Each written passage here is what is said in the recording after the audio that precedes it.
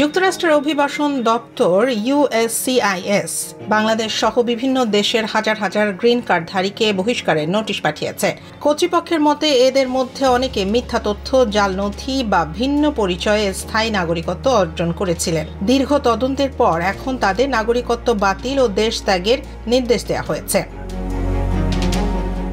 যুক্তরাষ্ট্রের homeland security বিভাগ জানিয়েছে 2019 সাল থেকে চলমান এক বিশেষ অভিযানে দেখা গেছে একাধিক ব্যক্তির নামে একাধিক নাগরিকত্ব আবেদন জমা পড়েছিল, যার মধ্যে বহু আবেদনেই জাল নথি ব্যবহার করা হয়েছে।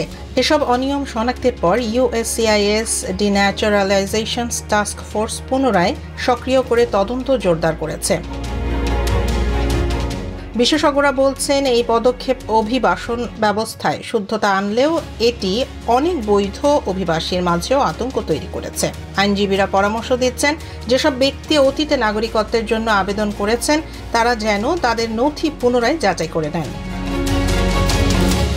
প্রাথমিকভাবে বাংলাদেশ, ভারত, পাকিস্তান, নাইজেরিয়া এবং চীন থেকে আগতদের মধ্যে উল্লেখযোগ্য সংখ্যক ব্যক্তিকে চিহ্নিত করা হয়েছে। যুক্তরাষ্ট্র সরকার বলছে, যারা বৈধভাবে নাগরিকত্ব অর্জন করেছেন তাদের কোনো আতঙ্কের কারণ নেই, তবে জাল তথ্য ব্যবহারকারীদের বিরুদ্ধে কঠোর ব্যবস্থা নেওয়া হবে।